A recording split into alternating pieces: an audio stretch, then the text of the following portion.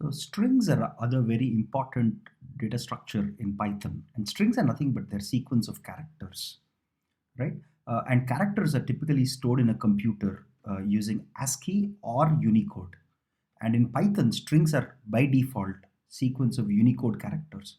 Unicode and ASCII are two different standards on how do you represent characters, right? And Unicode basically has can represent characters in more languages than ASCII.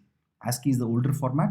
Unicode is a more modern format which can represent characters in multiple languages and also more special characters, right? So let's understand, let's go through some examples and understand how to create strings. Okay, you can create a string using single quotes. You can create a string using single quotes like this. If you say my string equals to hello, these are put in single quotes, right? And when you print this, you get hello. You can also assign a variable my string here with this value hello. You can also put it in double quotes or triple quotes. Any of these things will work. Typically, triple quotes, as we saw, are used for multi-line. They're typically used for multi-line comments, as we saw earlier when we learned about how to add comments to code, right? So, but any of the three things are valid.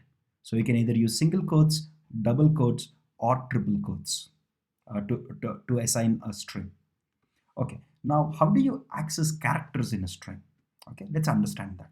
So when you say my string equals to hello, the character this is at 0, 1, 2, 3, 4.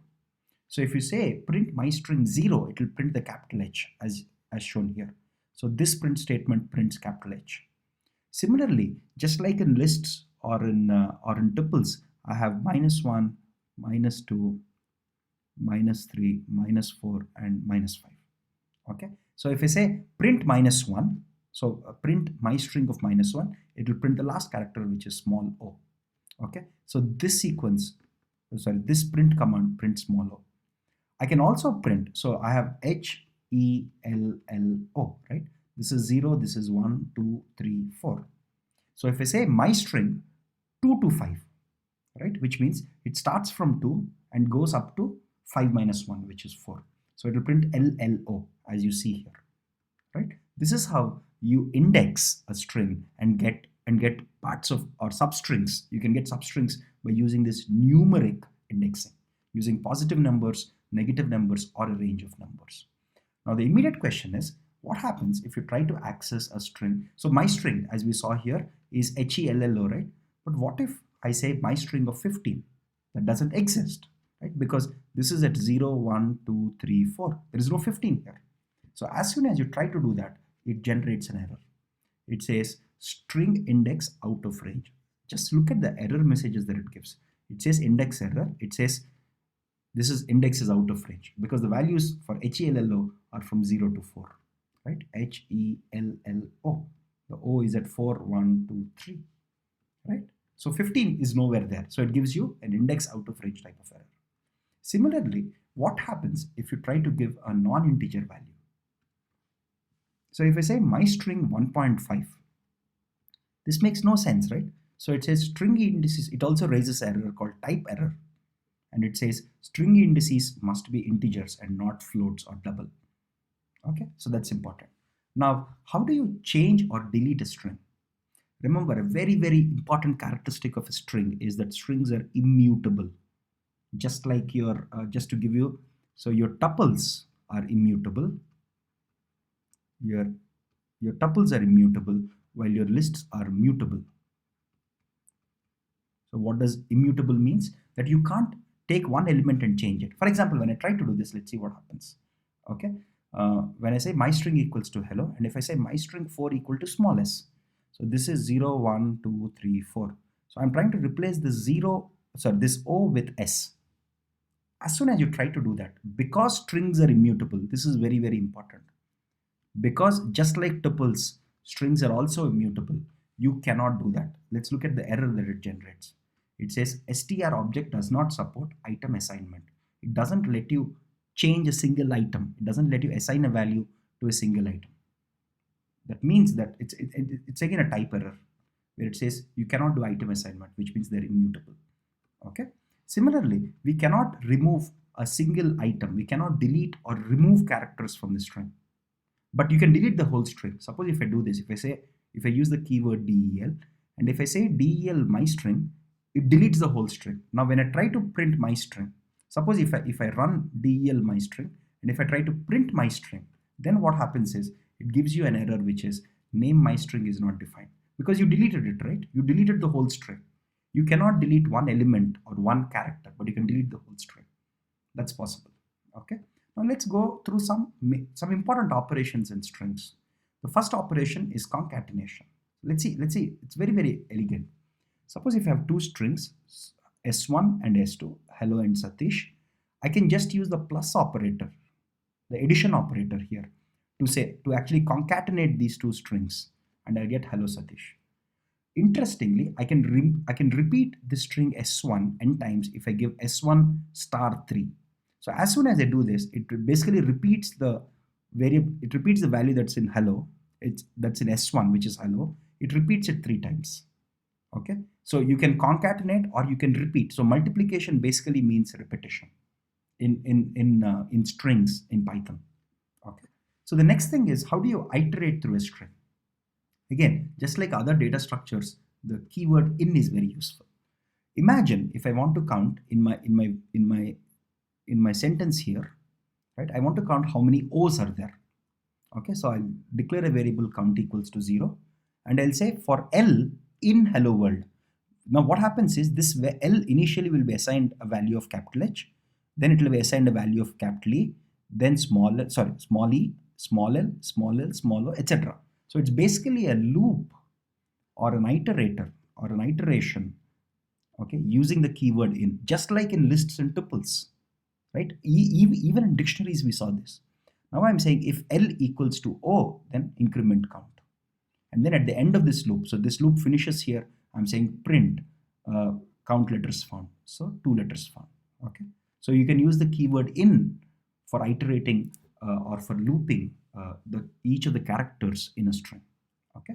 The next operator, just like in lists and tuples, we also have a Boolean operator, which is, so this Boolean, if L is present in hello world, it returns true. Now if you look at it, print or in hello world, because or is there here at this part, or is there, it will return true. Right? So it can be used either for a character, for a single character, or for a substring. Right? This in keyword is very, very useful here. Now there are other functions and methods of string which are extremely useful. Suppose if I have a string hello, which capital H, and if I say lower, if I want to convert into lower case, which means I want to convert this capital H to small h. If I say dot lower, it will all get converted to smaller into smaller case. Similarly, if I take this and I say upper, it will all get converted into all caps, all capital letters. Similarly, if I have a string like this and if I say use the word split, if I use the function split, the function split splits this sentence based on spaces or tabs, right? So what you get here is a list. What you get here is a list with each word being an element of the list. Similarly, given a list, you can combine all of them using the function join. Right? If I just take an empty string here, and if I say join, and if I join it, so this is basically a space, right? This is basically a space.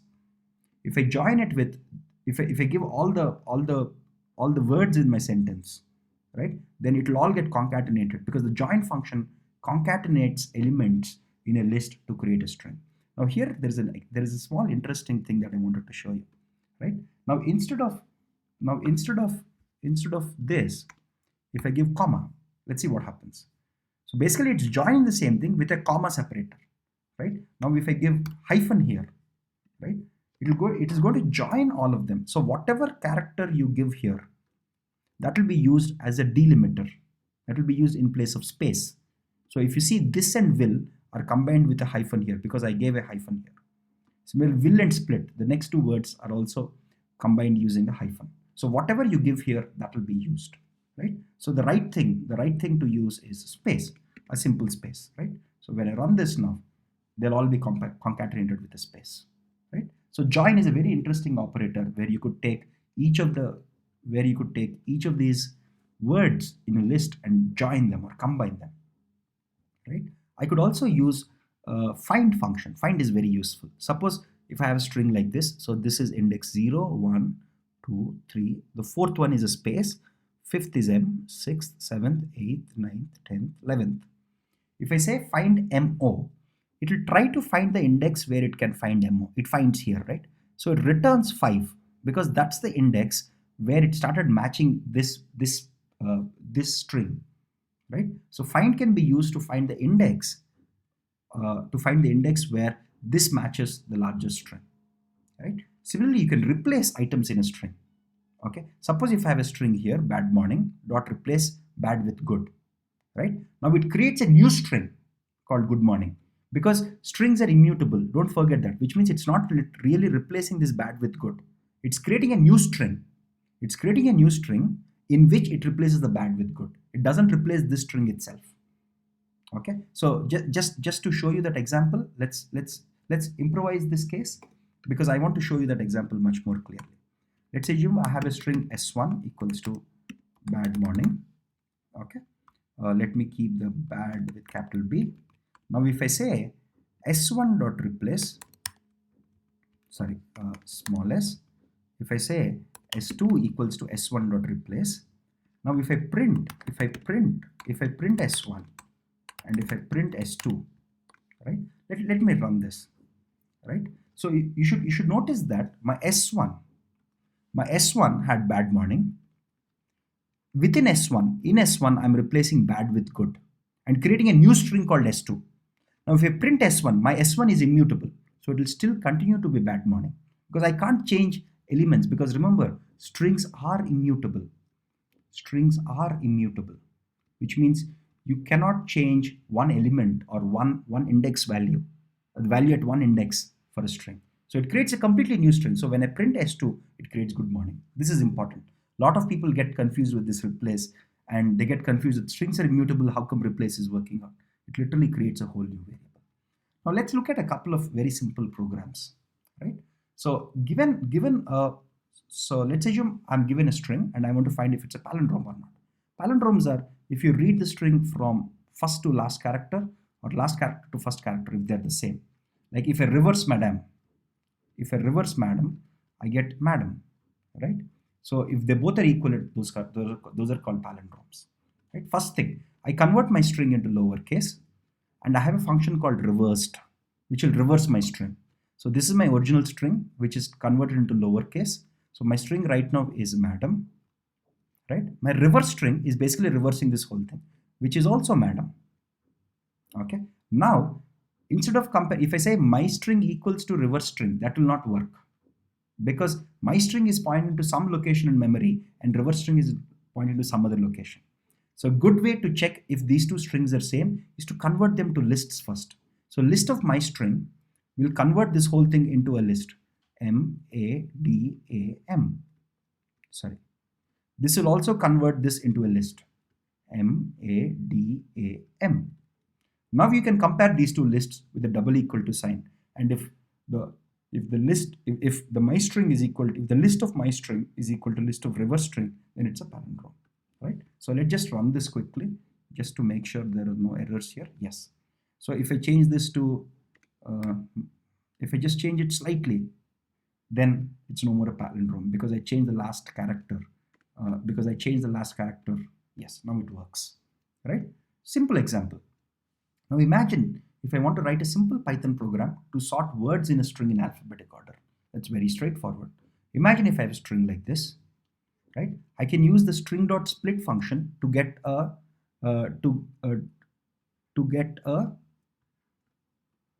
okay. So what this generates is, it generates a list for me with each of these words, with Python as the first word, program as the second value, to as the third one, sort as the fourth one, and so on and so forth, right? This basically generates a list. This generates a list of each of the words. Now I can just say words.sort, okay? Because sort function, you can apply sort function on the list, right? List, as we saw earlier, has a sort function. That's what we are just applying. Now once we sort it, we are just saying for word in words print word. And now what I get is basically in the alphabetic order, I get all the words here. Very simple. Remember, we use strings a lot in lot of data because in lot of our case studies and lot of our running examples, we have text data. We have text data where we take, like for example, Amazon reviews, right? Or questions on Quora. All of that is text data. We manipulate text a lot, and string manipulation is a very, very important task. And all these functions are extensively used throughout this course.